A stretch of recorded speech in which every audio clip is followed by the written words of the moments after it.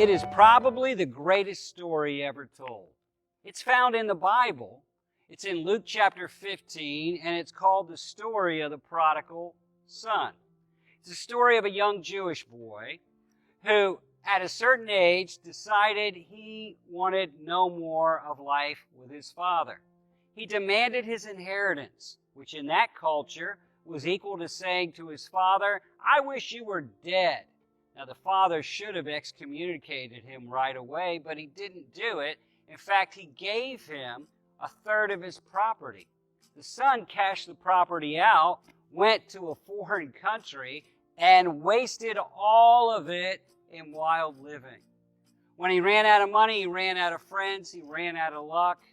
He found himself at the bottom of the bottom for a Jewish boy feeding pigs, hungry, filthy, dirty, lonely, and empty. But the good news is, he returned to God. Some of you listening to me today, somebody's maybe shared this on your page, but you have ran away from God. And how's it going for you? Are you satisfied? Are you fulfilled?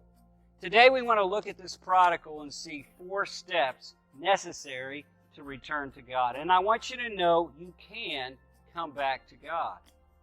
The first step is he recognized that life is better with the Father. In verse 17 he says, he came to himself, he said, "How many of my father's hired servants have bread enough to spare, and yet I perish with hunger?" You realize life is always better with the Father. The things we really want in life, love and joy and peace and truth and freedom and dignity, they're only found with God. You're not going to find those things really anywhere else. The second thing he did is found in verse 18. He said, "I will arise and go to my father and say to him, 'Father, I've sinned against heaven and before you.'" He repented, and he turned back to the Father, and he admitted his sin. You want to come back to God? You've got to humble yourself and admit, "I have sinned." The third thing he did is in verse 19. It says, "And say to him, I am no longer worthy to be called your son. Make me like one of your hired servants." Realize that there's nothing better than being the Father's child. And that's something we don't deserve. It's a gift.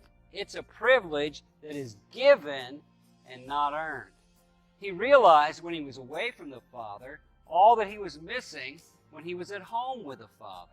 The privilege of being his Father's son. Well, he realized that he didn't deserve that, but maybe he could be an apprentice and become one of his father's hired men. Then he would at least have food to eat, and maybe he could make enough money to begin to pay his father back.